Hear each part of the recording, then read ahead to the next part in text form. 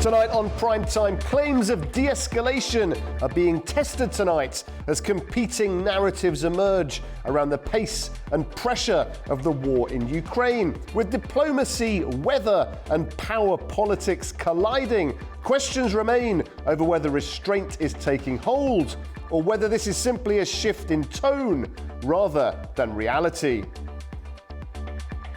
Is this restraint or strategy?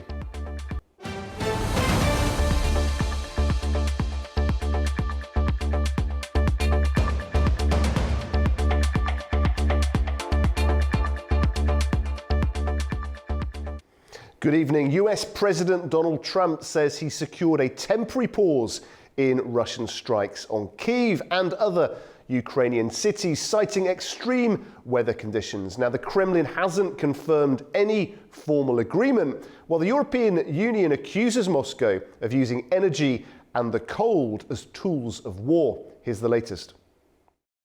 US President Donald Trump says Russian President Vladimir Putin has agreed to refrain from firing on Kyiv and other Ukrainian cities for 1 week, citing record-breaking winter conditions. And because of the cold, extreme cold, they have the same that we do. And I personally asked President Putin not to fire into Kiev and the various towns for a week. And he agreed to do that because on top of everything else, that's not what they need is missiles coming into their towns and cities. So I just thought I should say it. I thought it was a very good thing. And Ukraine was almost, they didn't believe it, but they were very happy about it because they are struggling badly. The Kremlin said on Friday that Russian President Vladimir Putin had agreed to a personal request from US President Donald Trump to halt strikes on Kyiv until February 1st to create favorable conditions for peace talks. Нет, я не могу пока это комментировать. I can't comment on that yet. The modalities will be negotiated until the meeting itself, but everything will be done to ensure the possibility of continuing the dialogue. Возможность для продолжения диалога. From Brussels, the European Union delivered a sharply critical response. EU Foreign Policy Chief Kaja Kallas accused Moscow of targeting civilians and deliberately using winter as a weapon, while announcing new emergency support for Ukraine.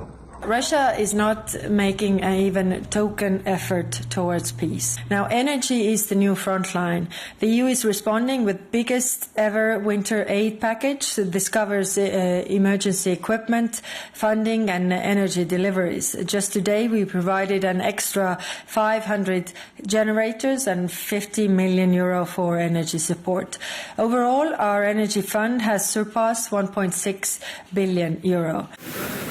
Despite diplomatic efforts, Russian strikes have already damaged Ukraine's energy network, leaving hundreds of apartment buildings in Kyiv without heating or electricity, as temperatures remain well below freezing. Ukrainian President Volodymyr Zelensky welcomed the US initiative, saying a pause in attacks on energy infrastructure could ease pressure on civilians, but warned that the real test will be whether any commitments are honored.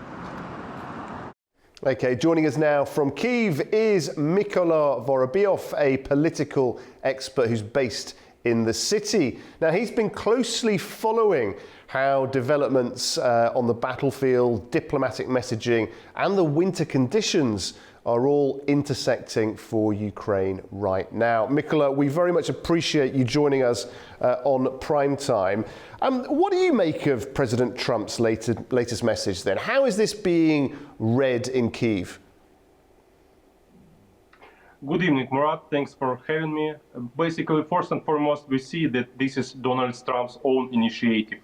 So, doesn't bring any difference to Ukraine? I don't think so, because we, as you remember, 2 years ago, we had a grain deal also when Russians and Ukrainians through the United Nations, they agreed like a ceasefire on the sea at least, and it didn't last for a long time.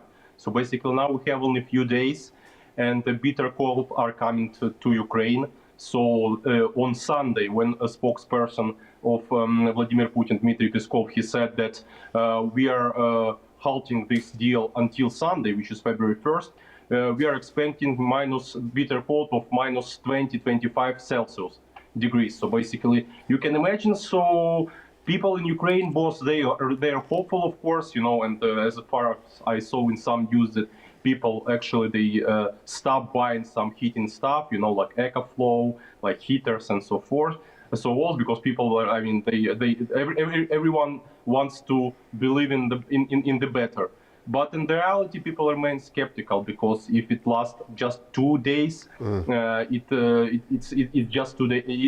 It's not a long period, And basically, as you see today and yesterday, Russians they are shifting to hit logistic railway station and other like logistical infrastructure. So the war, unfortunately, is going on, and people are just preparing for the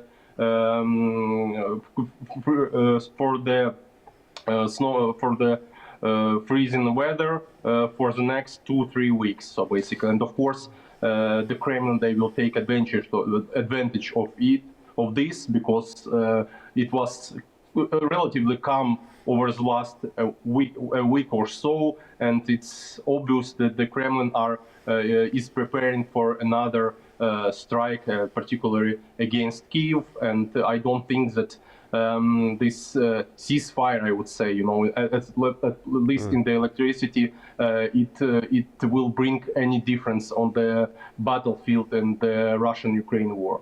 Yeah, only a few days, as you say, and of course people have suffered so much already, the freezing conditions, the deaths, the injuries, the destruction.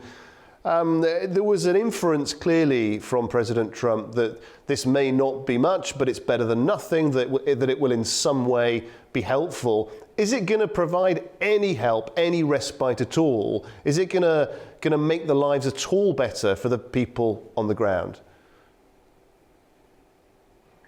Well, that's a good question. So basically, I would say this. So the Russians, they strike this. So of course they want this war of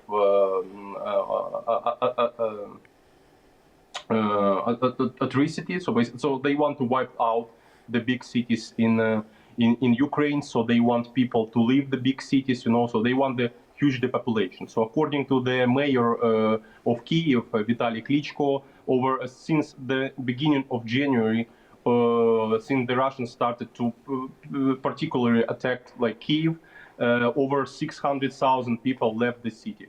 So basically, out of approximately 5 million of population. So basically, their goal is simple, and it's real cruel because. So what they are doing, so they strike the power plants first, these electricity facilities, and then they give time for Ukrainians to reconstruct it. Just to, of course, you need to spend time, you need to spend repairs, to make the electricity work. And then they strike again. So the pause. Sorry to interrupt you there, Mikola. Sorry to cut across you, but that's very interesting indeed. So the pause is not mercy. It's actually it's deliberate. It's to cause even more disruption, to take up even more time and attention. Yes. So my argument, Murat, is that they will take this anyway, even regardless of the Trump decision. They take breaks. After the first massive attack, they wait for a week or so, and then they do another one after it's been reconstructed or recovered, or how you call it, just to bring even more damage. So basically, I see that Trump wants to win some maybe political benefits, saying that I can have a deal with Putin, but I can't call this a deal at all. Because they keep doing. If it was a halt for a month until March or April, when it becomes warmer, that's fine. But if it's just 2 days, they would wait these 2 days anyway. And one of the things that the President Trump pointed to was, of course, the extreme, as he called it, weather conditions. And there is no doubt that many people are suffering with the cold, the harsh conditions. But how convincing did that sound to you? Does that sound like a plausible reason? Is this just a benevolent act, or is there perhaps more to it?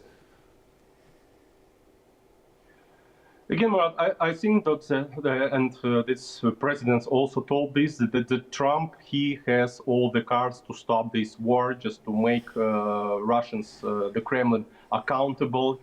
So they just to save lives of thousands of people. And maybe he tries to use this leverage through the direct negotiations. So maybe he wants to show to European partners, especially they have some, like, over the last few months, serious disagreements over Greenland and other issues. But anyway, he wants to say that I can have a deal with Putin, so he can be trustful and so forth. Just unlike Europeans, that it seems like America wants peace and Europe wants a war. But I don't think this strategy works, because again, so even Trump, even with all his powerful leverage, I think that he wouldn't. He couldn't even stop somehow the war if he really wanted to, because Ukraine, Russians. Military machine is growing. They just attract more and more service members to send them to the east and southern parts of Ukraine.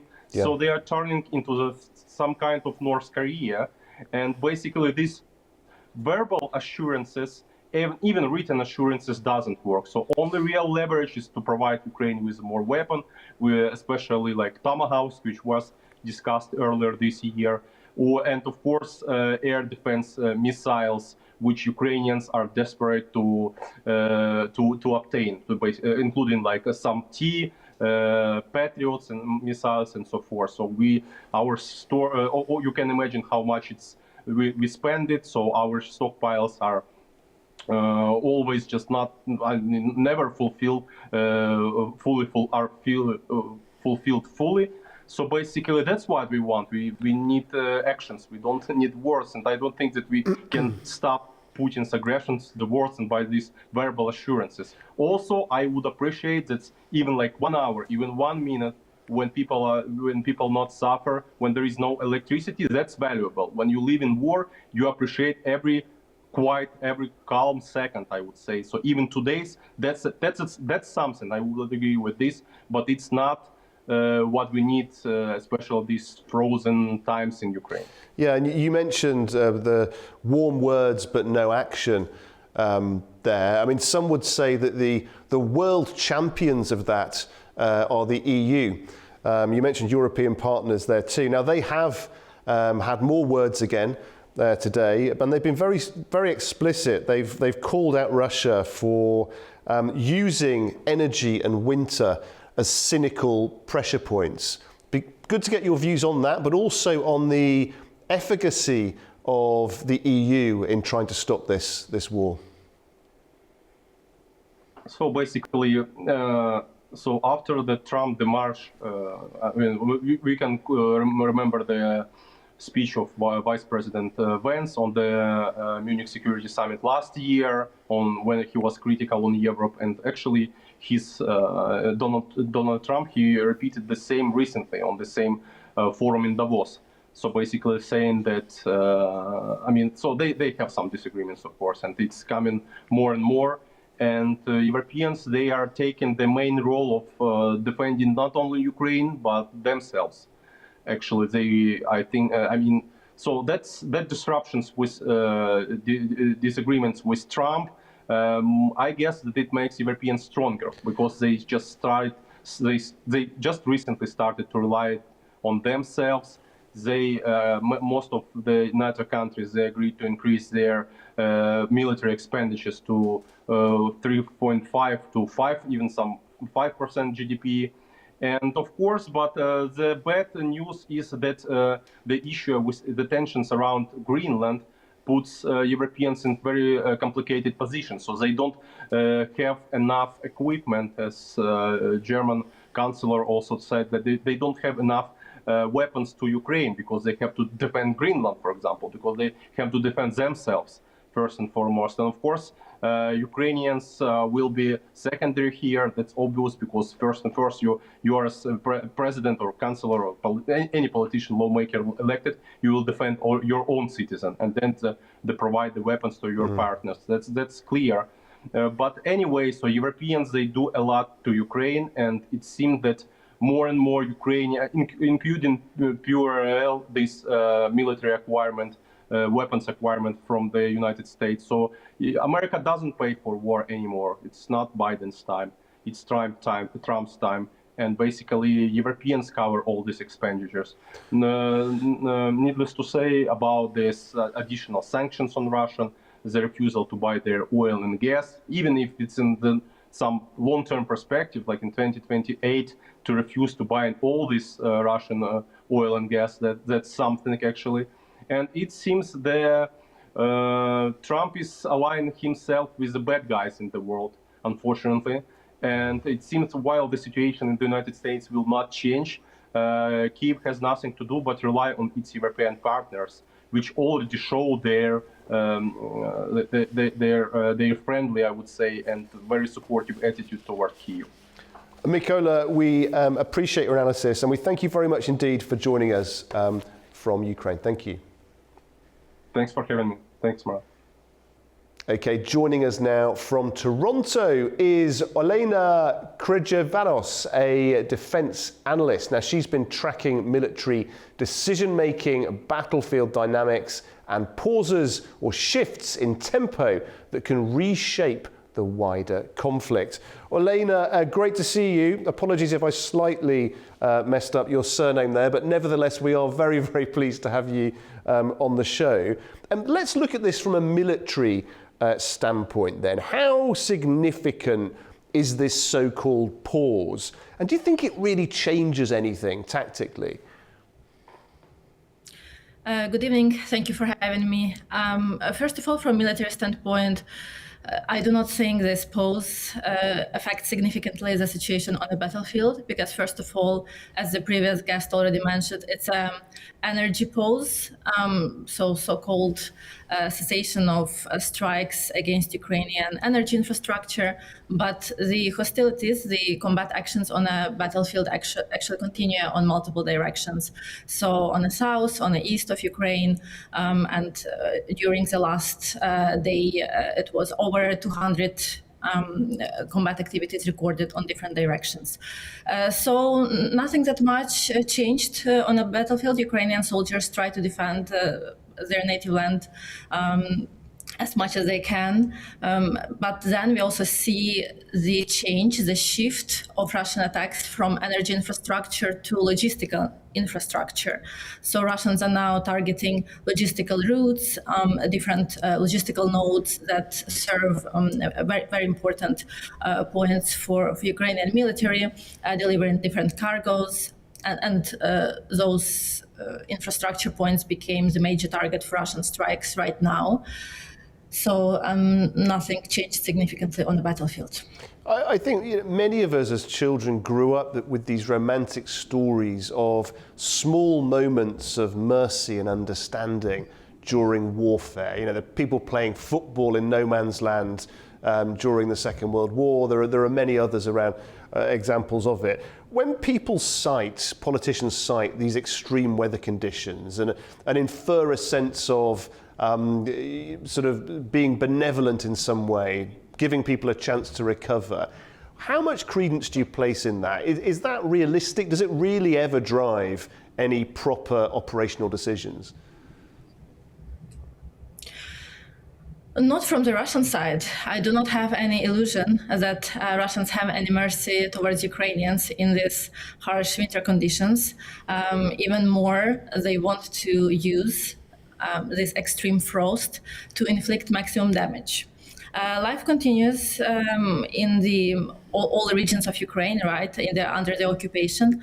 But through my reporting, I try to show that Russian forces try to use all their innovations and all their technologies to affect civilians in different regions of Ukraine, either with long-range Shahed-type drones or with short-range FPV drones, targeting, killing, all types of civilian targets, including children, women, pensioners waiting for receiving their pensions. So all types of civilians in Ukraine are being targeted by Russian forces, and I do not see this moment, this pause, as any beacon of hope that Russians finally have some empathy towards Ukrainian population. Yeah, it's interesting. One of the things we heard from our previous guest was this notion that actually what may look like an act of kindness could actually be the opposite. So this tactic of deliberately allowing people to recover and rebuild, only so that they can have things destroyed and destruction can come in and create even more of a problem. When you look at this pause, this ceasefire, whatever we want to call it right now, how are both sides going to be using this brief bit of respite to regroup, and what are they going to be doing, do you think? Well, just a couple of days is really hard to use this short pause to regroup. And we know, and Foreign Minister Lavrov already said in his interview that he is, and Russian public officials are totally against the long-term cessation agreements. So anything over 60 days that would allow Ukrainian forces to regroup, right, to get some resources back, is strongly opposed by Russia. So just a couple of days, 2-3 days, do not really mean any significant change for Ukrainian forces, but for Russians, it actually gives opportunity to accumulate more of their missiles and Shaheds and launch them in larger salvos. What we also see is the increasing quality of those Shahed-type drones that Russians are using against Ukraine. So even if they will not be perhaps employing 800, 900 or 1,000 of Shaheds a night, the quality of their systems is increasing. Any extra day will give some opportunity for new innovation, for accumulation of those resources, and for using them against Ukrainians in the next days to come. Also, we know that after February 1st, Ukraine will have another wave, extreme frost, going below 30 degrees Celsius, which means that Russians will definitely exploit this opportunity to launch new strikes against Ukrainian targets. Yeah, I mean, you mentioned the weather there. I mean, the EU, as we've seen, have gone to the efforts of creating a soundbite about winter being weaponized. I mean, that's just stating the obvious, isn't it? It is obvious winter is not anything surprising for Russians or for Ukrainians. Both countries have harsh winter conditions. Of course, because of climate change, the situation can change from month to month, from year to year. So there are some warmer months, but we have, the armed forces have military meteorologists, have different technicians, specialists that take all those weather conditions into account while planning the military operations. So for the battlefield, there is no significant change. Of course, different systems, different operations are being affected, but not significantly. So just for situation on the battlefield, I wouldn't say that winter is such a major factor, but for strikes against civilians, something that Russia employs right now very actively, winter actually is a major factor. So Russia is using it in its advantage and disadvantage towards Ukrainians, just to inflict maximum damage, which constitutes essentially nothing else but a war crime. And then finally, Olena, just looking ahead, what do you think the net result of this very slight pause will be? Is this going to make things better? Is it going to make things worse? Or in the final analysis, will it have just been pointless? I'm more inclined to your third characteristic of it, which is pointless. It's just a political message, probably as a goodwill to President Trump, as a very small concession to President Trump, just to show the good quality of relations between presidents of Russia and the United States. But nothing more substantial is expected to come out of this very short pause. Elena Kryzanovaska, firstly my apologies to you and the entire Kryzanovaska family for my earlier mispronunciation, but my sincere thanks to you for your analysis and for joining us. Thank you. Thank you for having me. Okay, after the break, we take a look at Europe's toughest move yet on Iran and what the terrorist designation of the Revolutionary Guards means for pressure on Tehran. Stay with us.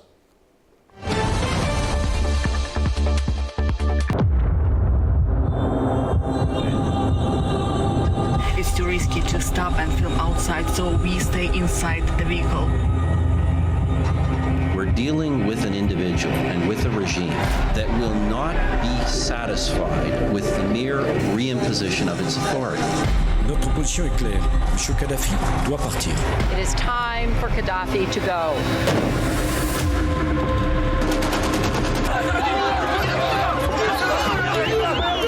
اليوم ليس هذه الأماني والطموح اللي كنا نحلم بها في 2011. دولة ملكنة في بعض المشاكل الميليشيات هذه صايرة في برنامج البلاد في ليبيا معناها. الحصول على هذا المستوى ليس بالأمر السهل في دولة تشهد عدم استقرار سياسي من حوالي أكثر من 14 سنة. لو ما تدخلش الجانب التركي وحاول انه هو يهدي الوضع، يوم احنا تحولت هذه الحرب لحرب أهلية. We're having the infrastructure to produce 11 BCM cubic meter of gas per year. هو إشارة قوية بأن ليبيا وصلت إلى مستوى من الاستقرار لا يمكن أن تعود به إلى الخلف.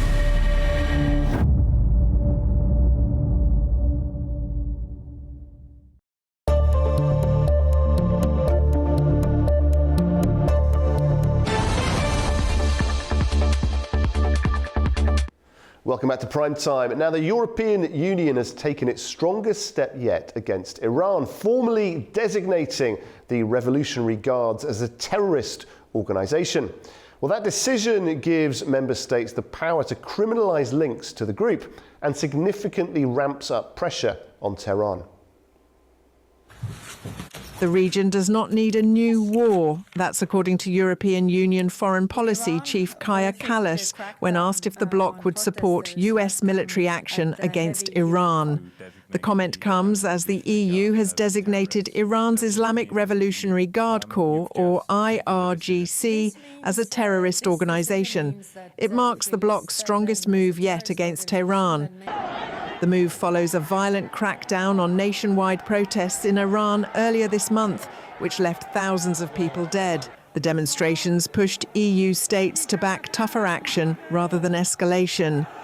This will put them on the same footing with Daesh, Hamas, Hezbollah, Al-Qaeda. Those who operate through terror must be treated as terrorists. Ministers also imposed sanctions on those responsible for the brutal crackdown of protests, including the Minister of Interior. Repression cannot go unanswered. The IRGC was created after Iran's 1979 revolution to protect the ruling clerical system.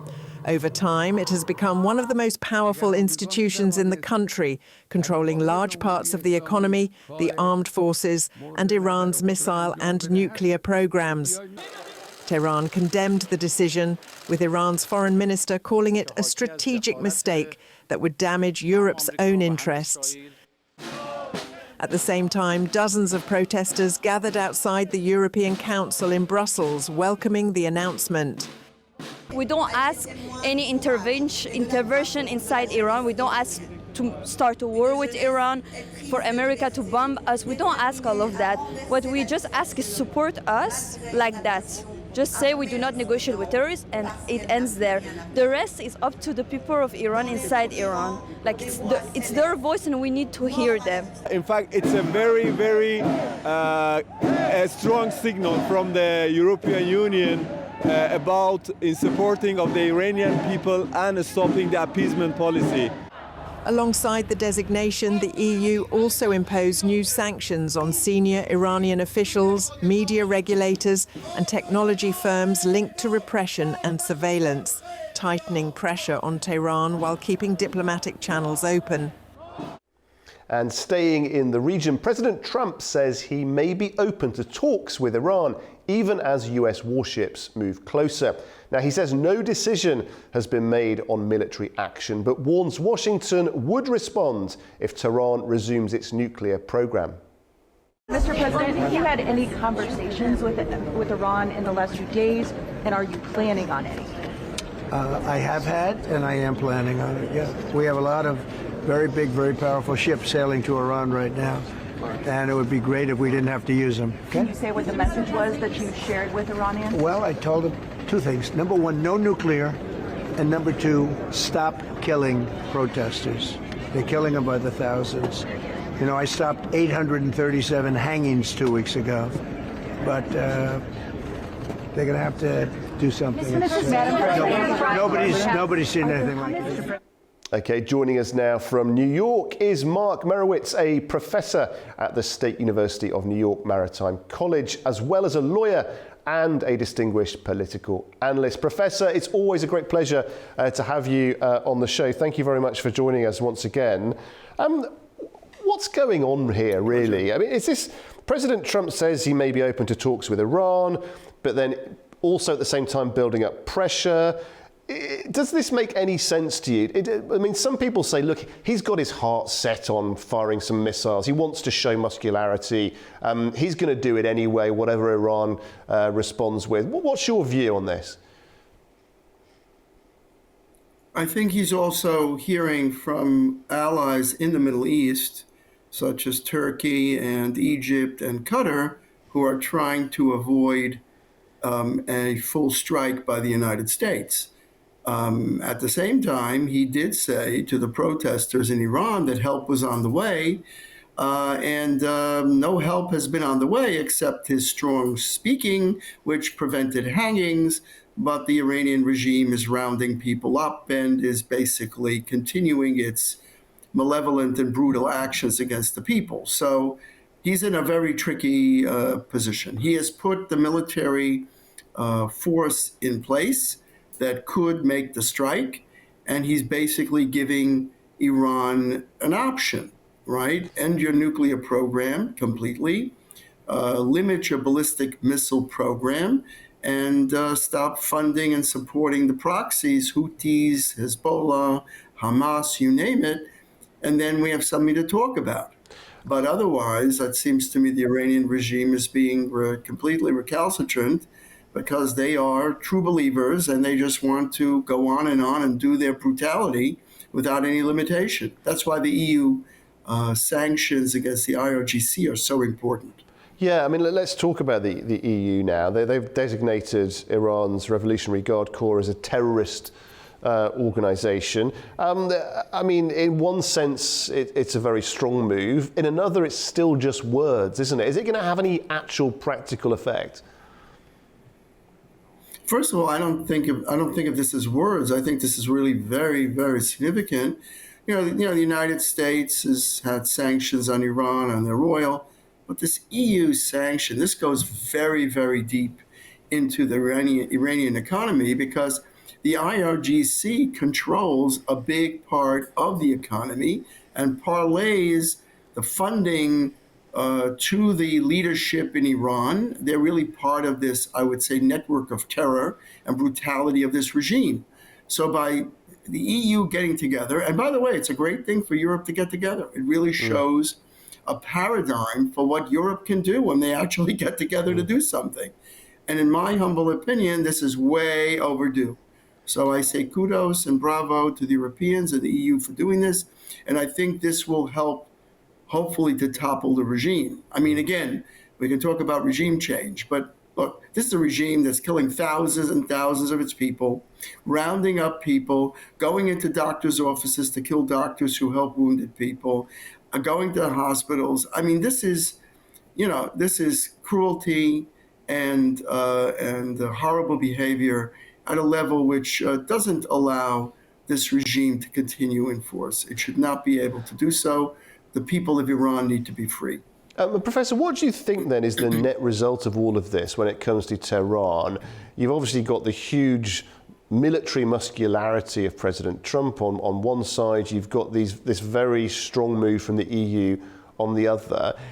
In Tehran, do you think they will genuinely feel boxed in at the moment? There's no question that they're boxed in. They're actually in a bunker mentality, no question about it. And the only thing they've got, the only feather they can pull out is shooting missiles at everybody. I mean, I understand the logic of this crazy logic that if America attacks Iran, then Iran will attack Israel. Okay, I don't follow that, but I guess that makes sense in their warped minds. And then we're also going to attack all your allies and all your bases in all these countries. That proves to me, solid proof that they are not a legitimate regime that is entitled to belong to the United Nations. And their human rights background, they're actually on the UN Human Rights Commission. So this is a joke. It's a joke on the world, but it's also in terms of the Iranian people. So I think they are boxed in, and their option is to go shoot missiles and to kill more people. And that's not an option. And is at that... the same time... Sorry to cut across you, Professor. Is that, you mentioned there that, in response, and military strategists the world over now are sort of talking about different possible sequences and scenarios. But is that your general impression that were President Trump to strike Iran, that probably the first, foremost obvious proxy, knowing that they can't fire back at America, would be Israel? No, there's no question about it. The Iranians have said that they want to wipe Israel off the map. I mean, that itself is out of bounds. So what is a United Nations member wants to wipe out another United Nations member? I mean, it's crazy. And this nonsense has been going on. We remember also that in 1979, 1980, the Iranians took American diplomats hostage for 444 days. We haven't forgotten about that. We haven't forgotten about the ill-advised nuclear deal that President Obama entered into, which President Trump pulled out of. There's a lot of background here. And we know that the Iranians were responsible through their proxies Hezbollah for killing American troops in Lebanon. So we know all of these things. And yet at the same time, this regime continues to act as if it can act with impunity. That's why I think, again, going back to your question about the EU, that's really important. It's not just the United States. It's not just Israel. It's the EU. It's Europe saying enough is enough. We are not going to allow the leadership of Khamenei and his group and the IRGC from basically operating what is really akin and similar in, Maduro in Venezuela, his narco-terrorist network. And here in Iran, you have a literal world terrorist network. And Europeans knew it, but they never did anything about it. So it's about time. Now, Trump's options. You're absolutely right, Guy, and I think he has a number of options. He can negotiate with them, but to what end? Negotiating with the Iranians is negotiating to a point of no return, because they just want to delay and they want to build nuclear weapons. So a state that's doing that and persecuting its own people is not entitled to join the group of nations, the world group of nations that are devoted to peace and security for their people. This is cruelty and brutality, and we've got to get together and stop it. Now, Trump's options, limited options. He can strike with the military. He can attack their leadership. He can do a number of things. Like he did in Venezuela, was very limited. But again, he said to the protesters in Iran, I'm on the way to help you. Well, okay, President Trump. And I think something will occur. I don't know what it is, but something will occur. And letting the Iranians just sit at the negotiating table is not productive, because they're never going to negotiate anything worthwhile or productive. They're just going to continue to do what they've been doing without any limitation. And the world has to step up. So, as I said, and not to be repetitive, the Europeans have really done something important here to show that they're going to try to undermine the ability of the IRGC to basically run a racket. That's what we call it in America, a racket, a corrupt racket that basically has been able to not only be steal and thievery, but also murder and kill the people. That just can't be acceptable. So I think that something's going to happen soon. It's interesting. Of course, there are those who would argue that the previous regime before 1979 on the surface looked very sort of free and egalitarian, lavish parties, sports cars, and probably if you were in that elite minority may have been that way. But of course, there were all sorts of terrible stories of persecution going on there too. So I guess were any change to happen, they would have to try and find a different model perhaps. But from a legal standpoint, do you think that this designation by the EU is going to make future negotiations harder, or are negotiations in the way that you and I might think of them really kind of off the table now? See, I don't think designations and sanctions really, because in Syria, the Al-Shara and the HTS, they were designated with sanctions as terrorists, and Al-Shara himself had sanctions on his head, and President Trump removed them. So yeah, you can make designations, you can remove designations. So if the regime changes its behavior, all those designations would be removed. They know that. But the question is, are we going to give up easily and let them remove those designations? About the regime you mentioned before, the Shah of Iran, you are absolutely correct about that. And certainly the Savak and the secret police in Iran was committing many atrocities. And now the Shah's son, Pahlavi, wants to come back. So that, I think, to be candid, is a decision for the Iranian people. There are many people in Iran who want the Shah's son to come back and many who don't. So let the people decide. Let them have free and fair elections.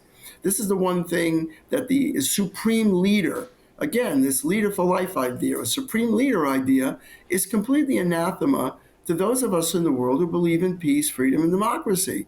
That just doesn't fly. And also, by adding on to a religious aspect to it is even worse. In other words, this person somehow has some religious right to basically order soldiers to go murder people in the streets. And this is just bizarre. It's just horrific. And this has to stop. So I think the question, Guy, is what comes after? If the regime falls, does that cause such instability in the region? And this is exactly why Turkey and Qatar and Egypt have been speaking to Trump and saying, please do not unleash another attack on Iran and don't overthrow the regime, because they're afraid that a destabilized Iran could really be a tremendous problem for the whole region, besides the fact that you could have millions of refugees, just like you had in Syria, the refugees that went to Turkey.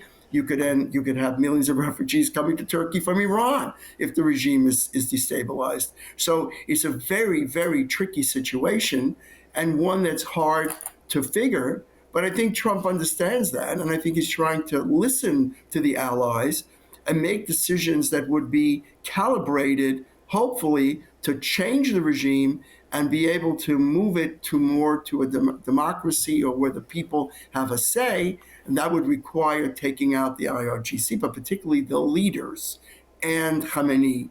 I mean, this is just, it's a criminal regime. I don't know. Did I think of that? No, that's exactly what they're saying. They're terrorists and they're criminals. And so the world should not stand by. And we should not sit at the UN Security Council and listen to the Iranian ambassador talk about anything. What right does the Iranian ambassador have to sit in the majestic Parliament, the United Nations, the place that is there for world peace and security, and speak about anything when this person is part of a criminal cabal that is basically shooting innocent or unarmed people in streets, and, as I understand it, chasing into hospitals, killing wounded people, and running after doctors and nurses who treat wounded people? Who does this? It sounds like Nazi Germany to me. It doesn't sound like a regime that is entitled to sit in our United Nations, or to come to this country, United States, and walk around here and talk about whatever they're doing, and to threaten. Can you imagine? Their leadership is actually threatening to attack the United States and its allies in the Middle East. I mean, this is crossing a line, and finally people are waking up. And I understand the region is concerned. And yes, you never know what happens after. So I think that Trump is thinking about it in a calibrated way, just as he did with the nuclear sites with Iran, and make a decision that hopefully achieves the overthrow of the regime, but is not hurtful or harmful to the people, and lets them have the opportunity for self-determination and not be under the foot and the pressure of brutality of this regime. Professor Mark Merowitz, always great to have you on the show. Thank you once again for your analysis. Thank you. Thank you very much, Guy. I enjoyed it. Okay, after the break, we'll take a look at the top business news stories of the day with Andy Mioch. Don't go away.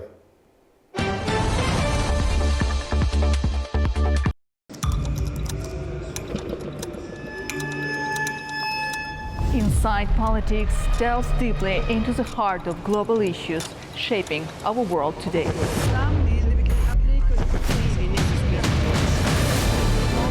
Join me for your go-to source of political analysis from across the region and beyond.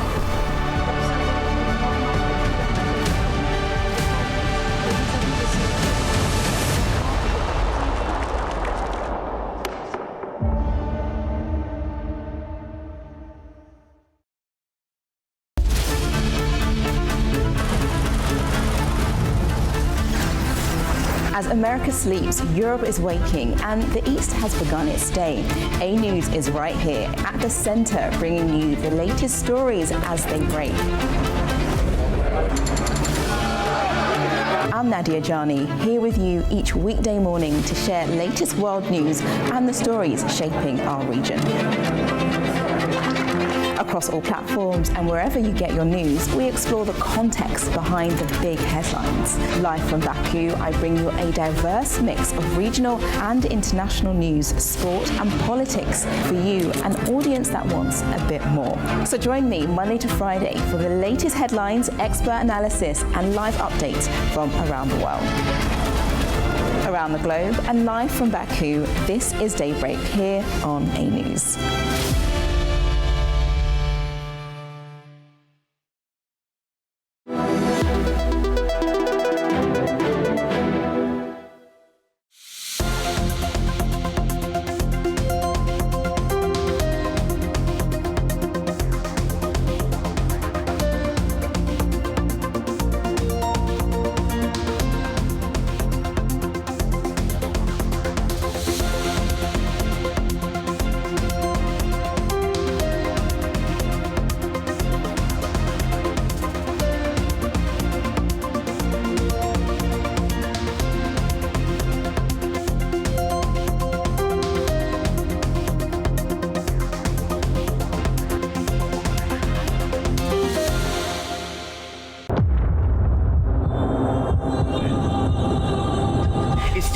To stop and film outside, so we stay inside the vehicle.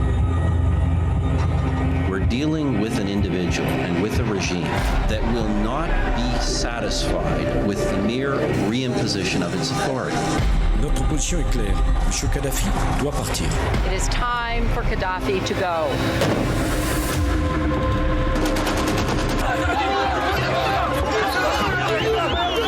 اليوم ليس هذه الأماني والطموح اللي كنا نحلم بها في 2011. دولة ملكنة في بعض المشاكل الميليشيات هذه صايرة في برنامج البلاد في ليبيا معناها. الحصول على هذا المستوى ليس بالأمر السهل في دولة تشهد عدم استقرار سياسي من حوالي أكثر من 14 سنة. لو ما تدخلش الجانب التركي وحاول انه هو يهدي الوضع، يوم احنا تحولت هذه الحرب لحرب اهليه. We're having the infrastructure to produce 11 BCM cubic meter of gas per year. هو إشارة قوية بأن ليبيا وصلت إلى مستوى من الاستقرار لا يمكن أن تعود به إلى الخلف.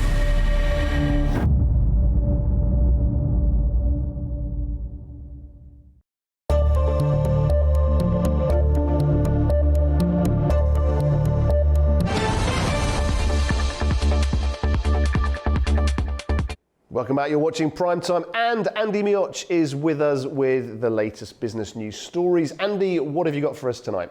Well, Guy, the pick for the new chair of the Federal Reserve has been announced. Panama's top court annulled several contracts on transport through the canal. And there's some earnings and stock exchanges news as well. So without further ado, U.S. President Donald Trump has appointed former Federal Reserve Governor Kevin Warsh to lead the Fed when Jerome Powell's term ends in May. The reports of Warsh as the likely pick ahead of the decision caused the dollar to rise. US President Donald Trump on Friday chose former Federal Reserve Governor Kevin Warsh to head the US Central Bank when Jerome Powell's leadership term ends in May. The dollar rose ahead of the announcement, clawing back some of its slide in the week, as reports emerged pointing to Warsh as the likely pick. The dollar also received a lift after Republican and Democratic lawmakers hammered out a deal to stave off a looming government shutdown. In combination, that has helped the currency stabilize after escalating conflict abroad, and unease over domestic immigration crackdowns have hammered the US currency this month. The dollar index hit a 4-year low earlier this week. Warsh, a frequent Fed critic, will have a chance to put his idea of monetary policy regime change into practice at a moment when the president has pushed for more control over the central bank. The Fed has long been seen as a stabilizing force in global financial markets, due in no small part to its perceived independence from politics. Trump's escalating efforts to test that independence, including his Justice Department's decision to open a criminal probe into Powell in January, have set the stage for a challenging Senate confirmation process for any successor. It has also opened the door to the possibility that Powell, who called the criminal probe a pretext to pressure the Fed into setting monetary policy as the president wishes, may opt to stay on at the Fed even after his chair term is up, in a bid to safeguard the Fed from political capture. It is not clear how the pick may affect the trajectory of rates in the short term. The Fed's 3 rate cuts in 2025 brought short-term borrowing costs to some 3.6%. This week, citing stronger growth and a stabilizing labour market, it left rates on hold and signalled a pause ahead. Markets for now don't expect another rate cut until the next chair is in place in June.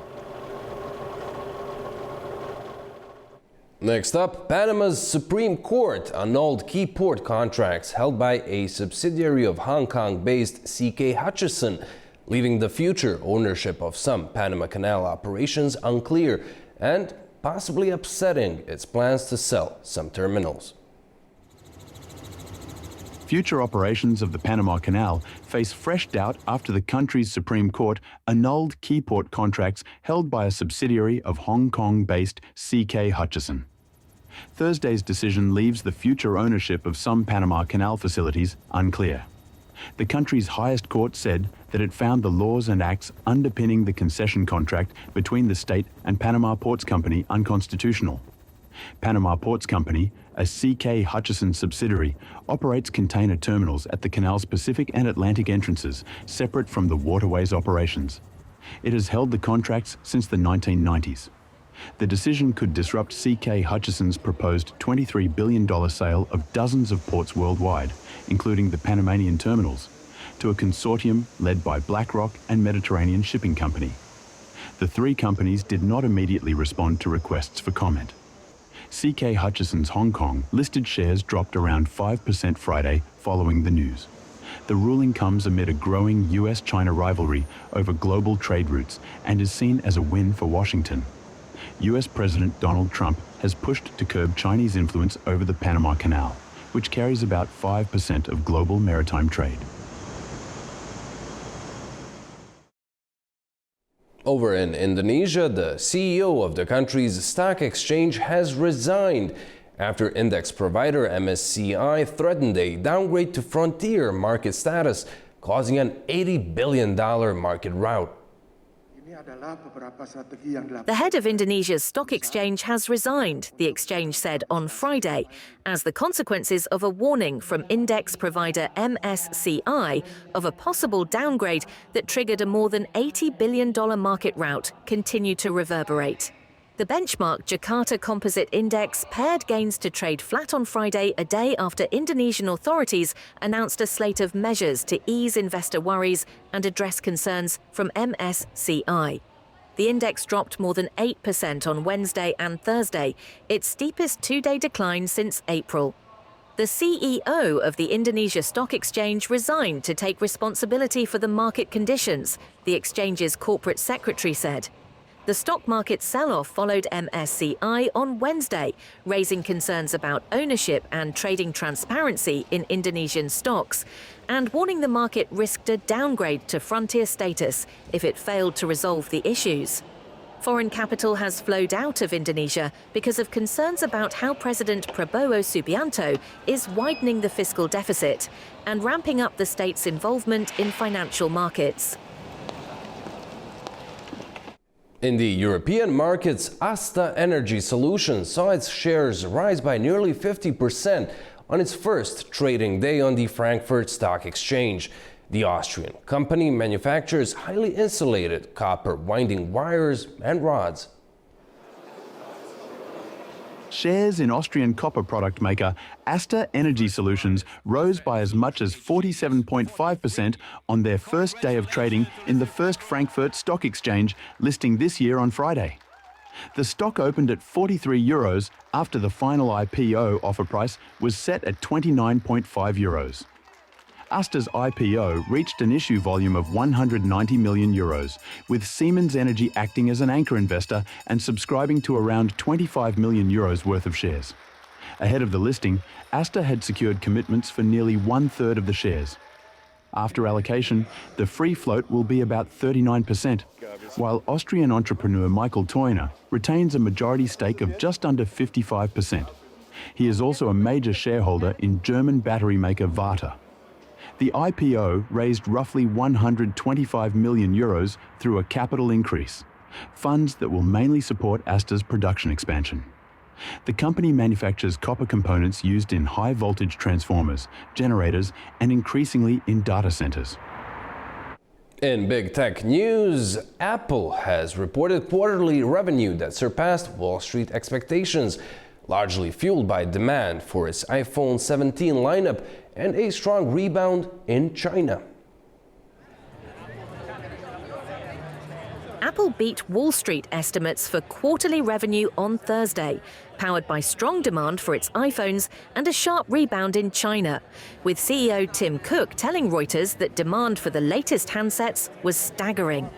Apple's iPhone 17 lineup helped lift sales across key markets, easing investor concerns about a hardware sales plateau. The devices have been well received for their upgraded camera features and performance improvements, with Apple also benefiting from a wave of upgrades from users holding onto older models. iPhone revenue rose to $85.2 billion in the fiscal first quarter ended December 27th, well above the $78.6 billion analysts had expected. Apple said iPhone sales set records in every geographic segment, highlighting broad-based demand despite macroeconomic uncertainty. The iPhone maker posted quarterly revenue of $143.8 billion, up 16% from a year earlier, topping analysts' average estimate of $138.4 billion, according to LSEG. Cook said that the company now has an installed base of 2.5 billion devices. And finally, Swatch Group said its sales momentum was picking up in the last quarter of 2025 and into 2026, sending the Swiss watchmaker's shares up over 7% despite its full-year operating profit missing market expectations. Swatch Group said on Friday its sales momentum rose in the last quarter of 2025 and into this year. The news sent shares up over 7% in morning trade. That was despite its full-year operating profit missing market expectations. The Swiss watchmaker said its sales grew by 4.7% at constant exchange rates in the second half of last year, and accelerated in all price segments in January, leading to expectations of positive sales this year. But sales were down 6.8% when including currency movements. However, the strong underlying sales figures, alongside a decision to maintain a stable dividend, pleased investors. It points to a potential recovery for the stock, which is trading near 17-year lows. Swatch's Americas region delivered almost 20% sales growth last year. It expanded steadily despite US tariffs. Swiss exports to the US faced a 39% tariff from August 7th until November 14th. After that, the rate dropped to 15%, easing pressure on Swiss businesses that had faced Europe's highest US duties. And that is a wrap on the business brief for tonight. Guy, I gotta say, this final story sent me on a trip down memory lane. Swatch was the first proper watch I ever had.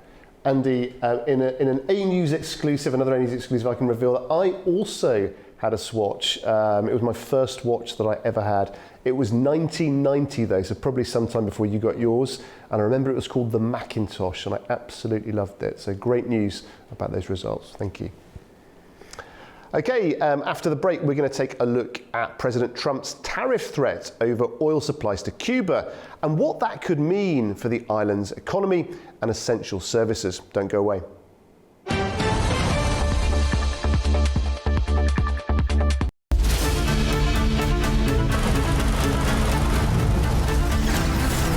As America sleeps, Europe is waking, and the East has begun its day. A News is right here at the center, bringing you the latest stories as they break. I'm Nadia Jani, here with you each weekday morning to share latest world news and the stories shaping our region. Across all platforms and wherever you get your news, we explore the context behind the big headlines. Live from Baku, I bring you a diverse mix of regional and international news, sport and politics for you, an audience that wants a bit more. So join me Monday to Friday for the latest headlines, expert analysis and live updates from around the world. Around the globe and live from Baku, this is Daybreak here on A News.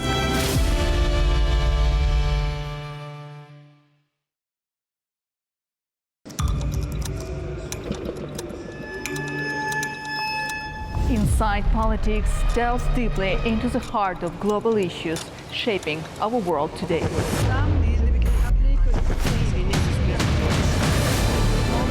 Join me for your go-to source of political analysis from across the region and beyond.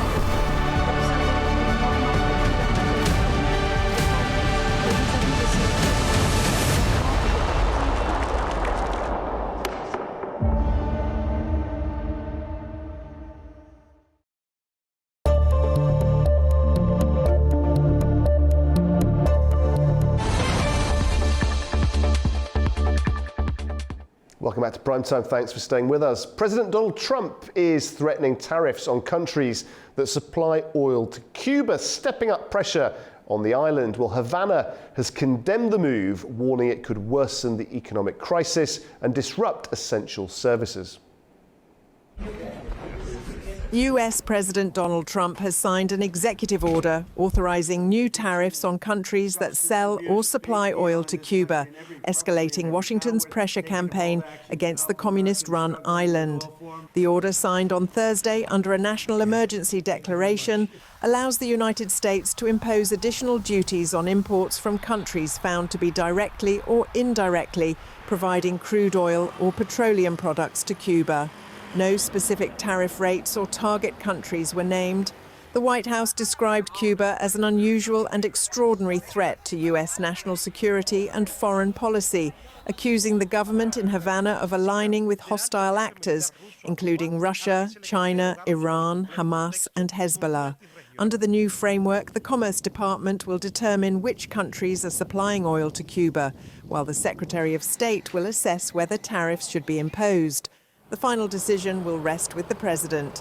US actions against Venezuelan oil exports have already worsened fuel shortages in Cuba, contributing to rolling blackouts across the island. Speaking to reporters on Thursday, Trump denied trying to deliberately choke off Cuba, but said the country would not survive under its current system. We have a lot of Cuban Americans who really were treated very badly, and they'd probably like to go back.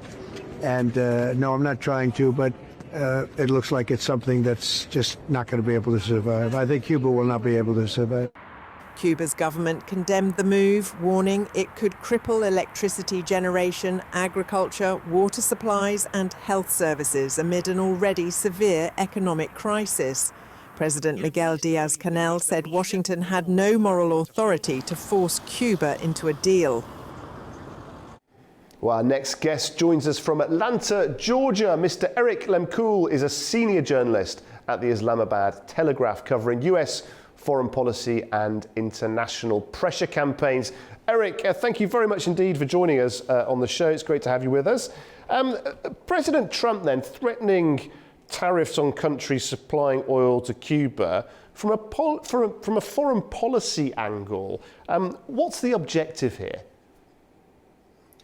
I think it's pretty clear what the objective that President Trump is trying to accomplish here. He wants to choke out Cuba. I know he says he doesn't want to, but that is what is going to happen. As soon as he took away the Venezuelan oil from Cuba, that created a humongous problem in the country of Cuba. 80 to 95% of their energy grid is powered by Venezuelan oil.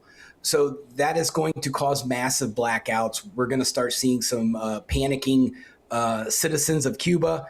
And I see potential for what we see in Iran with the uppings and the rioting and protesting. So I think we're going to see a lot of changes happen in Cuba. It's going to really force their hand. And Eric, this choke out strategy, as you put it, I mean, to some degree that fits Washington's broader approach to economic pressure, doesn't it? Beyond just Cuba. Yeah, I agree with that statement. President Trump does seem to have a kind of a foreign policy style. It took the world a little while to kind of catch on to how he's doing things, but I think everyone's starting to really see how President Trump moves his chess pieces around to get the things that he wants to get. Now, we've heard obviously from Havana that they're talking about the fact that this could deepen the economic crisis. It could hurt people, hit essential services. How much weight do you think that line of argument is carried? You know, do people really around the world place much credence on that?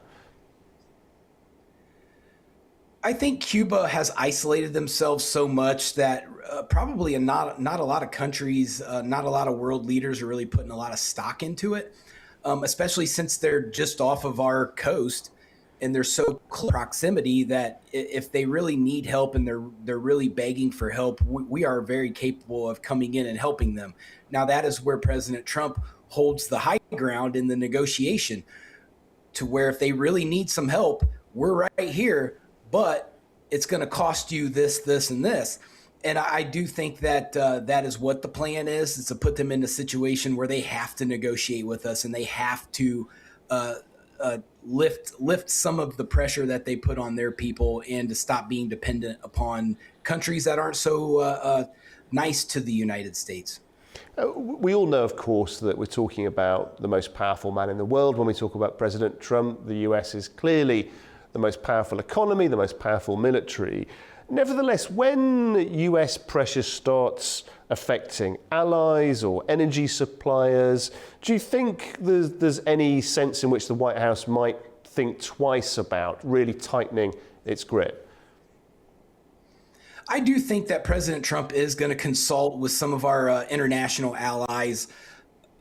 However, at the end of the day, he does seem to beat to his own drum. And what we have is a scenario where President Trump's going to do what he wants to do. He does have the high ground as far as the United States of America is the largest consumer of goods in the world. We spend more money on things that most countries wouldn't even think to spend money on. So the world is in fact dependent upon the American dollar in that sense. It's how the global economy works. So is Europe or some of our Middle Eastern allies, are they going to be upset with this? Probably. But is there anything at the end of the day that they can really do about it? Probably not. There's going to be a lot of diplomacy happen, a lot of talks, probably in the EU. But do I think President Trump's going to do what he wants to do? Yes.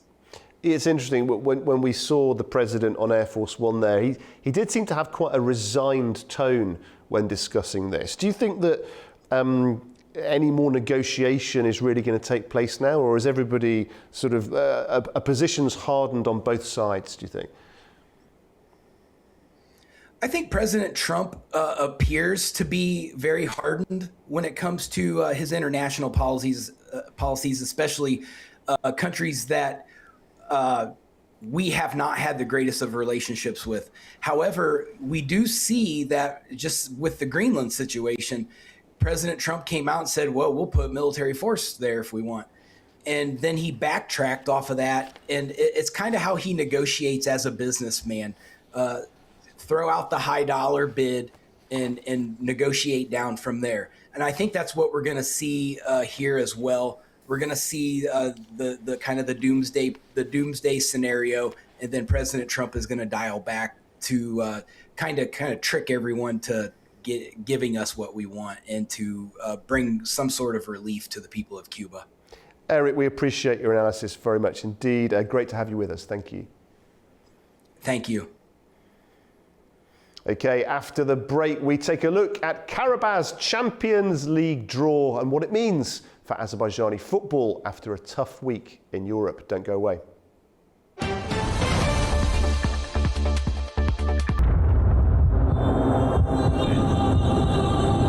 It's too risky to stop and film outside, so we stay inside the vehicle. We're dealing with an individual and with a regime that will not be satisfied with the mere reimposition of its authority. Notre position est claire. Monsieur Kadhafi doit partir. It is time for Gaddafi to go.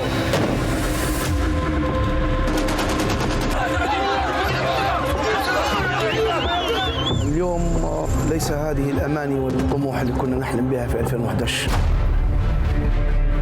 دولة ملكنة في بعض المشاكل الميليشيات هذه صايرة في برنامج البلاد في ليبيا معناها.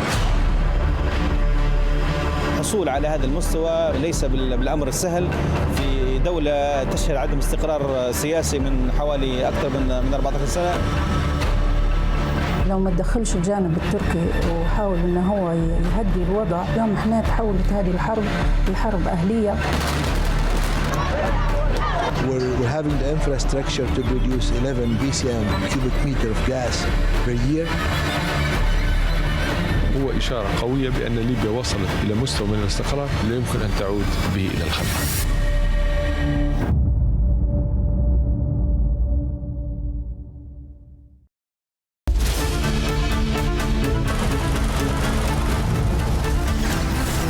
As America sleeps, Europe is waking, and the East has begun its day. A News is right here at the center, bringing you the latest stories as they break. I'm Nadia Jani, here with you each weekday morning to share latest world news and the stories shaping our region. Across all platforms and wherever you get your news, we explore the context behind the big headlines. Live from Baku, I bring you a diverse mix of regional and international news, sport and politics for you, an audience that wants a bit more. So join me Monday to Friday for the latest headlines, expert analysis and live updates from around the world. Around the globe and live from Baku, this is Daybreak here on A News.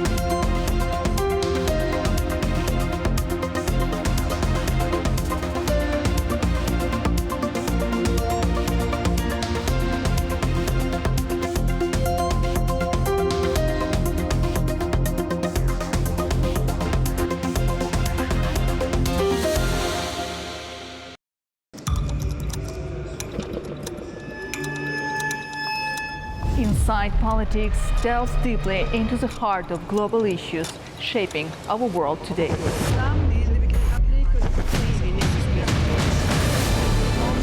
Join me for your go-to source of political analysis from across the region and beyond.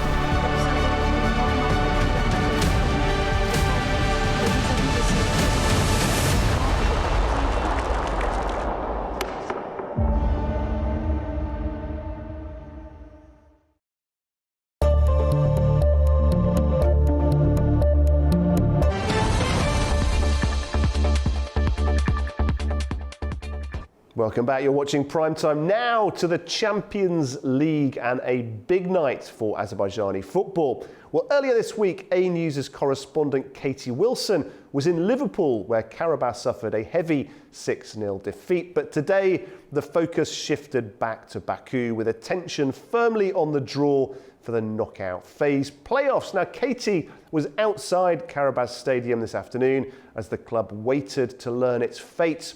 And we now know who stands between them and the last 16. Here's Katie Wilson. Well, it's happened, and Karabakh have drawn Newcastle United in the knockout phase playoffs of the UEFA Champions League. That means that on either the 17th or the 18th of February, Newcastle United, known as the Toon Army, will descend right here to Tofik Baramov Stadium in Baku. And the following week, Karabakh and its fans will head to St James's Park in Newcastle. And what will happen? The two scores from both of those games will be added together. The winners will progress to the last 16. The losers will be out. This is knockouts. There's no second chances. Because Newcastle finished higher in the league stage, they'll play away first, then at home second, and that is seen as the advantage. But it's worth pointing out that Newcastle are away to Aston Villa and Man City in that same week. So could that work in Karabakh's favour? Now, Newcastle, we've been hearing more and more about in recent years. It's another English Premier League side. They've improved drastically since a change of ownership. They were winners of the Carabao Cup, but we can say that it's probably the easier opponent for Karabakh. The alternative would have been Paris Saint-Germain. Newcastle are known to hold their own against stronger teams, but they've not quite got that consistency down yet. So anything really can happen over these next two games. It's all very exciting, and I will bring you all of the latest developments as the tournament progresses. Okay, from outside the stadium here in the studio, let's welcome A News' Katie Wilson. Katie, we were just saying in the break there, I don't think I've ever seen you quite so excited. And I know you've had very little sleep. Just talk us through what a big moment this is now for Karabakh. Yeah, this is huge. So this is the first time in history that an Azerbaijani team has made it this far in the tournament to make the playoff stage. Now, if we go all the way back to the beginning of this tournament, Karabakh were in pot 4, and that was the weakest pot. So they've really exceeded expectations here. And if we think about their progress so far, with every win here, Karabakh has broken a new record. So there was that away win to Benfica was their first ever win in this tournament. Then if we fast forward to Frankfurt, we had the first ever Azerbaijani scoring in this tournament. So it really has been historic for Karabakh, and I think for Azerbaijani football, it's been historic. And yeah, this is just gaining momentum, and I think it's going to be even bigger now that we've reached the knockout stages. Yeah, it certainly is. Now, viewers may know that you are originally from Newcastle, and Newcastle has been described by some as being an easier option than PSG. What's your sense of that? Just tell us a little bit about Newcastle, the culture of the club, and whether or not you think that assessment is accurate. Yeah, so Newcastle improved really rapidly, quite quickly recently. It was all down to a change in ownership, and we saw Newcastle win the Carabao Cup recently. So there's been a big improvement, and yeah, as you say, there's a passionate fan culture in Newcastle for football, for the club. And the reason why people think this is an easier opponent is that the consistency isn't quite there yet. So yes, they won the Carabao Cup, but if you look at where they are on the Premier League table and their performance in the Champions League so far, it's not been the most consistent. It's been quite mixed, and we're finding that Newcastle can generally hold their own against stronger teams, but sometimes with weaker opponents, they can't quite attack and get there. So it's the fact that the consistency isn't always there, that people think Newcastle might be the easier match. The alternative, as I mentioned, would have been Paris Saint-Germain, which again is the much sort of bigger club who's obviously won this before, so reigning champions. It's very interesting that, isn't it? Because the pundits in football often talk about the banana skin effect, just as you've described, where the on paper superior team can't quite get to grips with how to play against the team that on paper don't quite come up to the same standards, and of course they can have this upset can occur.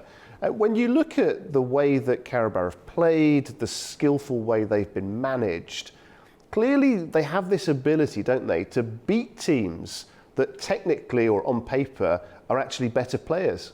Yeah, absolutely. So if we look at their performance in the tournament so far, as I mentioned, that away win to Benfica was a surprise, and that was away as well, which is important to know. So Karabakh aren't intimidated by a new stadium, and they held their own against Chelsea. But similar with Karabakh, there is that lack of consistency there. We were expecting Karabakh to get some kind of point from Ajax. However, they lost, that was 4-2. And of course, we're just coming off that 6-0 defeat in Liverpool. And obviously, everyone knew Liverpool was going to be a challenge, but I don't think anyone was quite expecting the level of domination from Liverpool. So there's been mixed performances, especially regards to these English Premier League teams. So it is possible they could hold their own, but it will be a challenge. And one important thing is that Newcastle, when they come to Baku, when they play away, they'll also be playing away to Man City and Aston Villa in the same week. So that could well be something that Karabakh want to take advantage of. Yeah, that's something often that the teams that play in the bigger leagues, let's say, often complain about, don't they? Managers will often say, look, the schedule is crazy, we're playing too many games, our players are tired. So you think that could have a beneficial effect for Karabakh? Yeah, absolutely. I think anything can affect the odds, and the fact that Karabakh will be at home that week as well, that's going to be the game where I think if they've got a chance to push it, if they've got a chance to get ahead, that's the game. In terms of how it works, because Newcastle finished higher in the league stage, they'll play away first, then at home for the second, and that's seen as the advantage. But again, as I say, the fact that Newcastle have got such a packed schedule this week, that may well be Karabak's chance to get ahead, and then it would be a case of just holding them when they're at St James's Park in Newcastle. Now, Katie, viewers will know you report and present on many different topics, but you have developed somewhat of an affinity with the Karabakh fans, haven't you? You've spent a lot of time with them, you've got to know them, not just here in Baku, but obviously now in the UK as well. Is there something special about the Karabakh fan base, do you think? Absolutely. I think for Azerbaijanis and for football in Azerbaijan, Karabakh is almost serving as like a national team. The national team aren't doing that great at the minute, but I think Karabakh is something where everybody has come together and they're really supporting Karabakh. You know, when you go to the stadium, you'll see people in Karabakh shirts, but also people in Neftchi shirts. And I think everyone's really coming together. And the fact that this is football in history for Azerbaijan, people around the country are coming together and backing that. And I know Karabakh gets a bit of stick sometimes from people who support other teams in Azerbaijan, in that it does skew the league slightly, Karabak's performance, and that we can kind of guess who might win the league. But one thing I would say is that there's something called the coefficient in football. So that is the amount, so for tournaments like the Champions League, for the FA Cup, countries, associations are allocated a certain amount of places, and obviously that's skewed to countries with the higher coefficient. So England gets lots of places, Germany, and the fact that Karabakh are performing so well, we're seeing Azerbaijan, the Azerbaijan Association's coefficient go up. I think they've already overtaken Slovenia.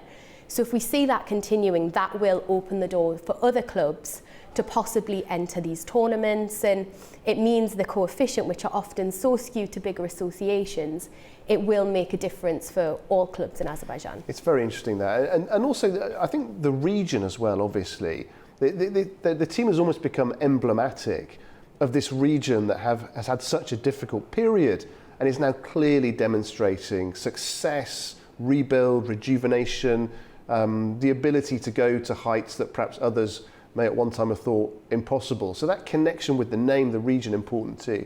Of course, yes. So Karabakh is the only club really from this region that has made it to this stage. We had Kairat Almaty, but they finished bottom of the table. We've got Galatasaray as well. So yeah, they're really representing the region as well. And I think if you look at the associations, Karabakh, Azerbaijan's is actually the smallest to make it to this stage. So yeah, and as I say, it is history, and I think we'll really see an impact in a generation to come in that. I would say football and culture isn't necessarily the biggest here on a local level. I think young people might know a local UFC fighter, but they wouldn't necessarily know local footballers. But I think with Karabakh's success, that's really changing, and the fact that goal against Frankfurt, which made all the difference to their qualification, Belul Mustafazadeh, was Azerbaijani, and again, that was the first time an Azerbaijani scored in this tournament. So yeah, I think it will have a really big impact on sport in Azerbaijan in a generation to come. Katie, when we moved here to Baku, my son, I think, was 8. And I remember going into a store and he saw a Karabakh top, a replica top, and he said, oh, wow, that's a cool top. And then through that, he started to get interested in the team. Now, you've been with the fans in Liverpool, walking around. Clearly, this run has not just captured the attention of people here in the region, but also all around the world. Do you think there's going to be financial, commercial benefit that's going to come Karabakh's way as a result? Yeah, already we're seeing this, and the fact that Karabakh have qualified, there's going to be massive financial benefits. We're talking millions of euros, I think, just to compete. But again, the further they get, I think if they win in the knockout stage, that's a further 1 million euros. So yeah, that's going to make a massive difference. You're right. And yeah, you're totally right. It's been a huge impact, and yeah. And what about the players? Because of it's very difficult, isn't it, for clubs to attract, world-class players. We know that Azerbaijan more and more now is really getting the attention of people around the world, whether it's President Aliyev and President Trump, whether it's commercial, tourism. Do you think that Karabakh as a club, because they're on this world stage now, could start to attract some bigger and bigger name players? Absolutely, and yes, I remember what I was going to mention earlier. Karabakh have been deemed the surprises of this tournament, especially the draw against Chelsea, the win against Benfica. Like Thierry Henry was talking about them, and I think the fact that they have set these records, like they are definitely being noticed, and the fact that it's another English Premier League club, I think that's important. And yeah, I think when I go home to Newcastle, people haven't necessarily heard of Baku. They'll ask, oh, where's that? But that's going to change. And, even the stadium is named after Tofik Baramov, where there's a misconception in the UK that he's Russian. And I think with every game, obviously Chelsea came here, Newcastle will come here. And I think that's slowly going to change, and people are going to recognise Azerbaijani footballing culture in a way that it hasn't necessarily been recognised before. Katie, you told me something in the break that I couldn't quite believe, and I still can't quite believe. You're going to be supporting Karabakh in this game. I mean, what's your dad going to think of this? Yeah, so of course I'm from Newcastle, but I'm a Karabakh reporter. I'm not a Newcastle reporter, and I've been reporting at these games since the very first home game in Copenhagen, and I feel like I've been with the team and the fans on this journey, reporting throughout, and yeah, I will be backing Karabakh when it comes to the game. But for me, I'm not torn with that. I see it as a really great thing in that lots of Geordies will be coming to Baku, and I get to see Karabakh, this team I've been reporting on, in St James's Park, the stadium that I grew up next to. So for me, it feels really special on a personal level, as well as just having the chance to report on this team during this tournament. That's a very interesting point you made, because of course this is a chance for the world outside of Azerbaijan to get to know Karabakh, to get to know Azerbaijan a bit more. Of course, it also works in reverse, that people perhaps here, perhaps in Central Asia, will now start to learn more about Newcastle. You used the term Geordie there, didn't you? Yeah. Of course, I know, being a Brit, what a Geordie is, but just explain that for our viewers. Yeah, so a Geordie is a name for someone from Newcastle. So the origin is disputed. So there's two main theories. The most popular is that, George Stephenson, who invented the steam tune from Newcastle, and he invented a lamp that we used to take down the mines. It used to be a mining culture, and that was called a Geordie lamp. So it could have come from there. Also, Newcastle is very close to the border with Scotland, and the King of England, King George, we possibly we were known as Geordies because we backed King George, and that's where it came from. So so there's two theories, but yes, if you hear the term Geordie in the run-up to this game, it is someone from Newcastle. Very interesting indeed. Okay, well, let's get back to the game itself now. When you look at both squads, you look at what's at stake, you look at the pressure that's on both teams. How open do you really think this tie is?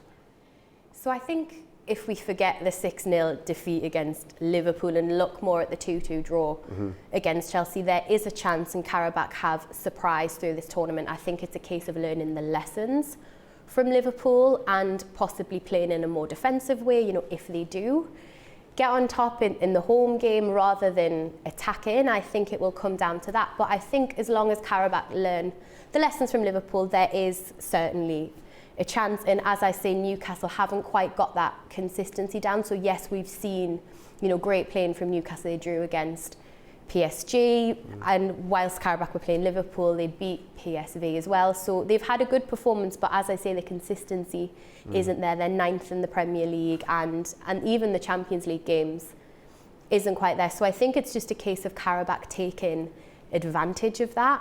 And, you know, Karabakh have never been intimidated in an away game. I would say that as well. Even the atmosphere of Anfield didn't intimidate them. Yes. So it's just a case of, I think, taking the chance, possibly when Newcastle have got that grueling schedule.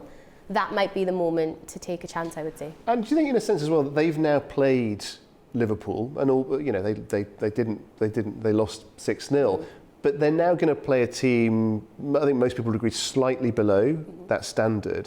So do you think that could stand them in good stead? Exactly, yes. I think if they learn the lessons from that, as you say, they've got that experience of English Premier League clubs now, so it's about taking that experience, learning the lessons again, see what kind of form Newcastle are on. I would say from the Newcastle perspective, they maybe aren't focusing so much on the Premier League so much and focusing on the Champions League now.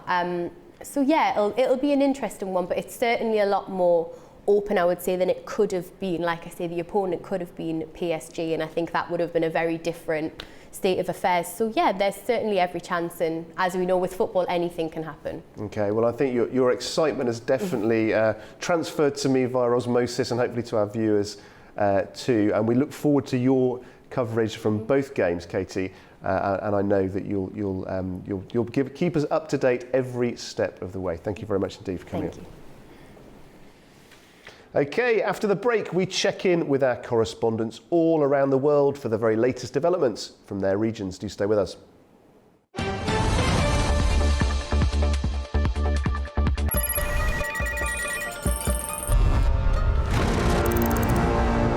On World Business, we meet the boardroom leaders making market-moving decisions. And find out how leaders are dealing with continuous technological disruption.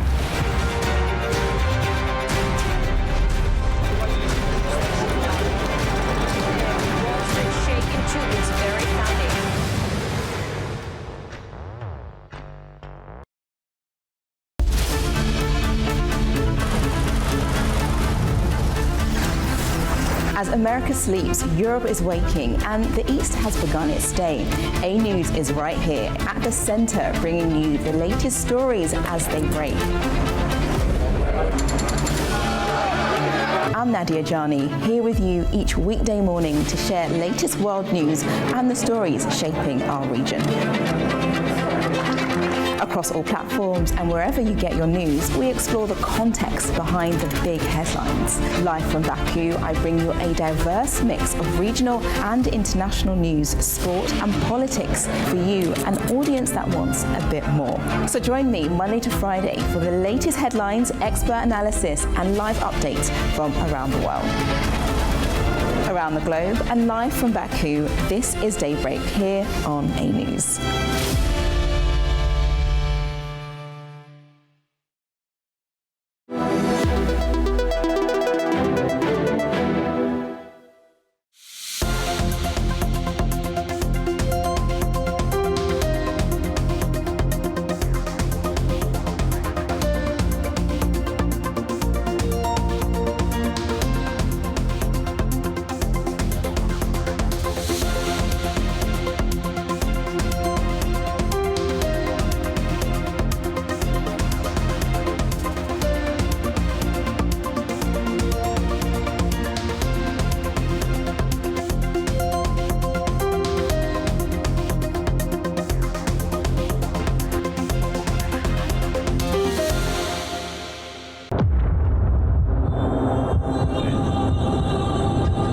risky to stop and film outside, so we stay inside the vehicle. We're dealing with an individual and with a regime that will not be satisfied with the mere reimposition of its authority. Notre position est claire. M. Kadhafi doit partir. It is time for Gaddafi to go.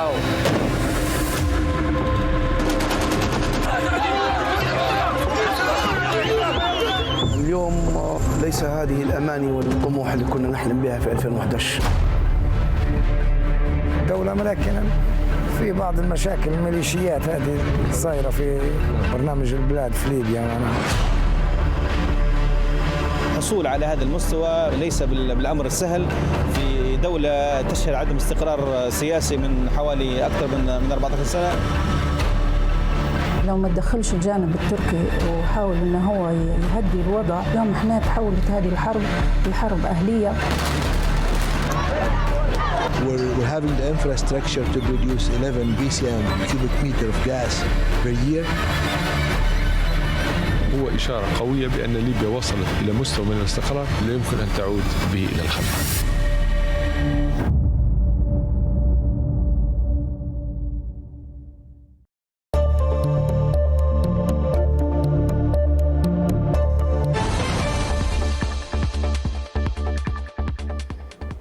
Welcome back. You're watching Prime Time. Let's head around the world now and check in with our correspondents. Now, UK Prime Minister Keir Starmer is in China this week, becoming the first British leader to visit in 8 years.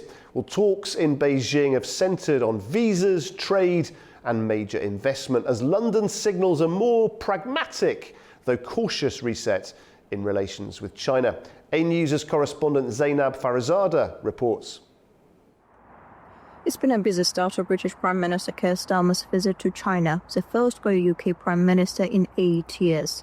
Starmer arrived in Beijing on Wednesday, beginning the trip with meetings and setting the tone for what Downing Street calls a more practical relationship with China. But the key developments came on Thursday, as Starmer held talks with Chinese President Xi Jinping, with both sides signalling an effort to improve relations after several difficult years. Downing Street says Starmer wants cooperation where possible, while also raising issues where the UK disagrees. One of the biggest announcements on Thursday was on travel. China has agreed in principle to allow British citizens to visit for up to 30 days without needing a visa, which would make it easier for tourists and business travelers to go to China. Starmer welcomed the move, saying it could help British companies and improve people-to-people links. Trade was also high on the agenda.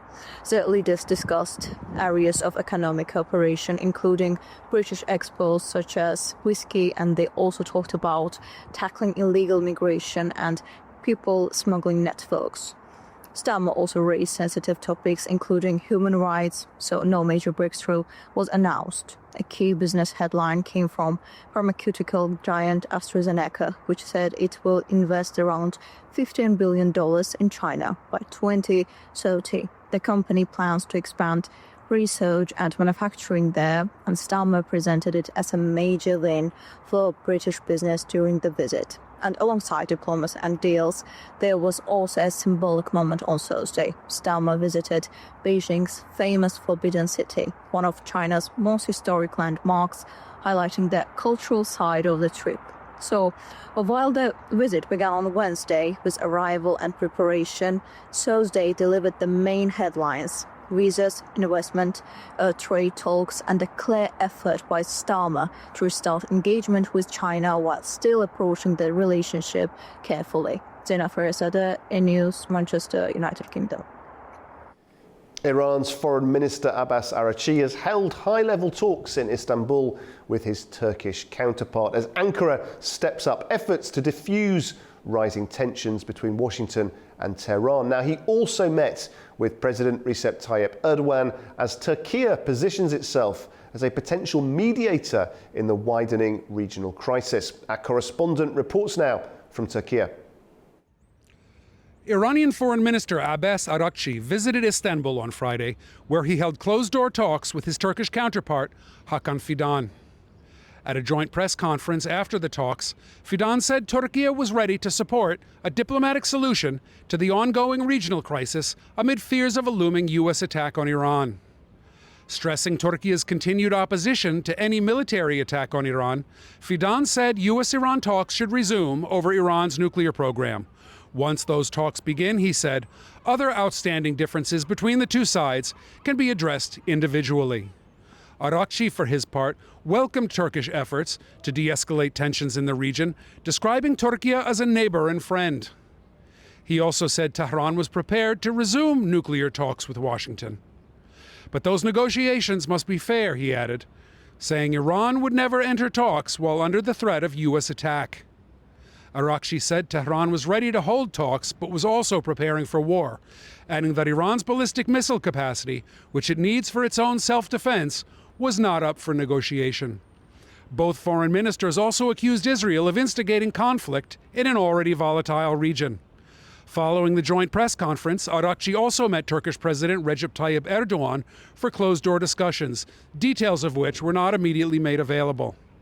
A key NATO member, Turkey in recent days has embraced the role of mediator in hopes of averting another conflict between the United States and Iran.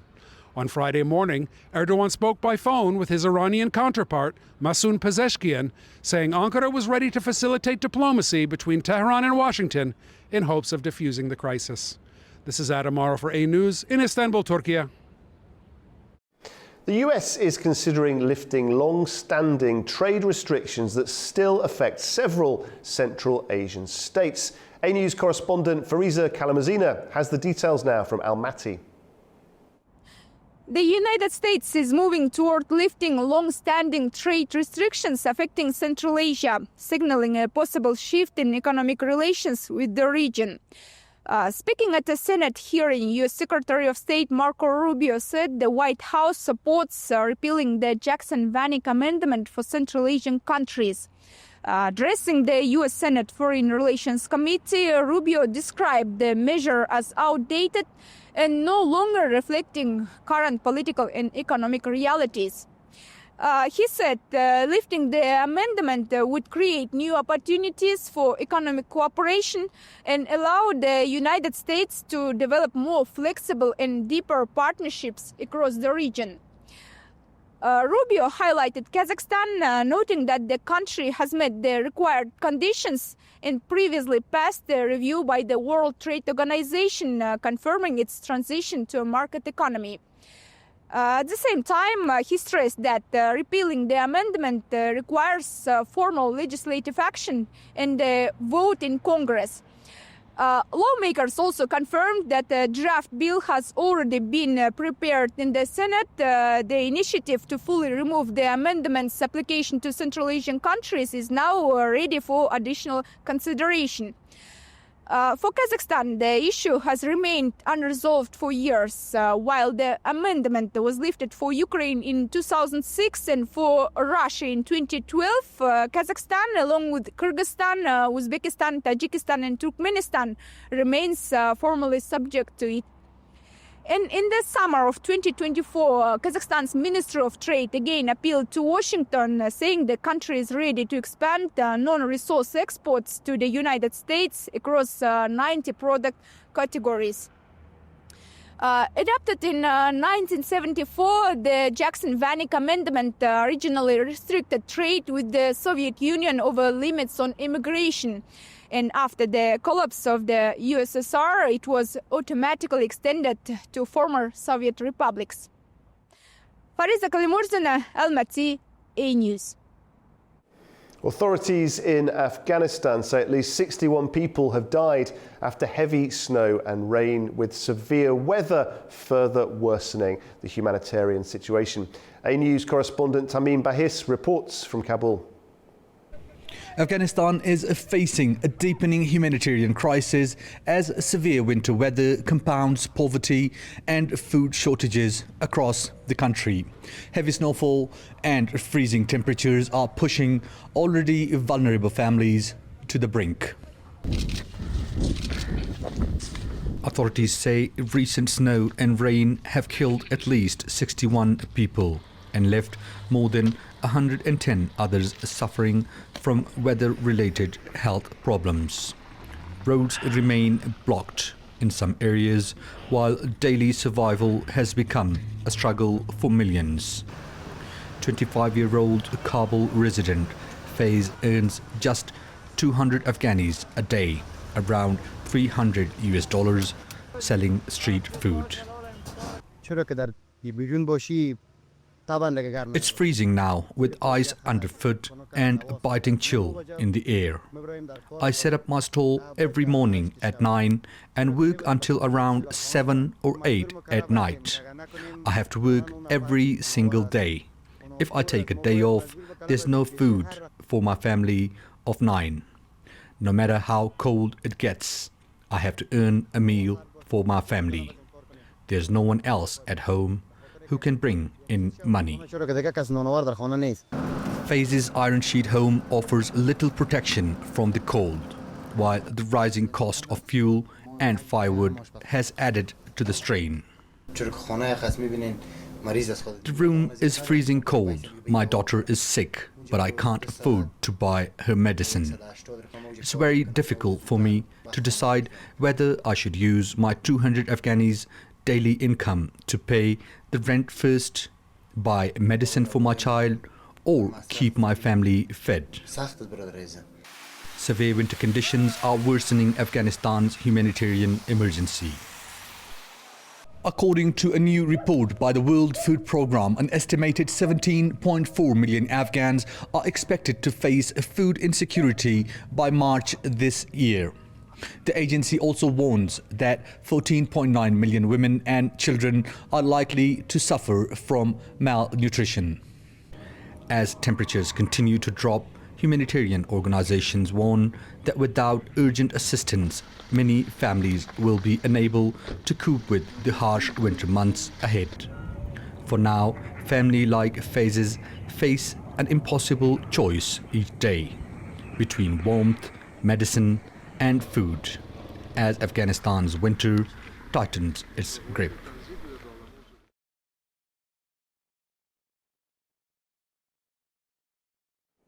And before we go, the New START nuclear treaty between the United States and Russia is set to expire within days.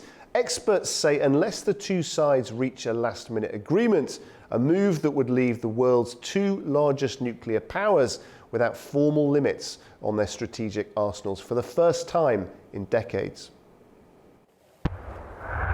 The world's last remaining nuclear arms control treaty between the United States and Russia is about to expire, raising fresh concerns over strategic stability and a renewed arms race.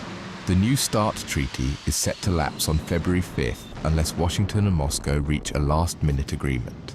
If it ends, the two countries would be left for the first time in more than 50 years without any binding limits on their strategic nuclear weapon. Signed in 2010, New START caps the number of deployed nuclear warheads, missiles and bombers, and allows inspections and data exchanges aimed at building transparency and trust. With the loss of New START now, and the loss or in the absence of the negotiation for some kind of replacement for New START, we continue this loss of communication between the two sides on these critical strategic issues. Having said that, I mean, Russia had suspended its participation in New START back in 2023, so we've not had these data exchanges for quite some time. That loss of communication matters. Without inspections or verified data, both sides are left relying on assumptions, increasing mistrust and the risk of miscalculation. The security environment has also changed. Russia has tested new nuclear-capable systems beyond the treaty's scope, while the United States is increasingly focused on China's expanding nuclear arsenal. The New START is one of the most important instruments of arms control. Its purpose is to ensure strategic stability and avoid an uncontrolled arms race and escalation risks. Meanwhile, the Kremlin says a potential off-ramp was left unanswered. Kremlin spokesperson Dmitry Peskov said Russia proposed continuing to comply with New START for 1 year after its expiration. Russian President Vladimir Putin has backed extending existing limits to buy time for further talks. US President Donald Trump has yet to formally respond, saying the treaty should be replaced with a better one, even if it expires. Some US politicians argue Washington should expand its arsenal to counter China, while Beijing rejects joining talks as long as US and Russian arsenals remain far larger than its own. If New START expires without a replacement, there will be no shared rules, no inspections and no formal limits.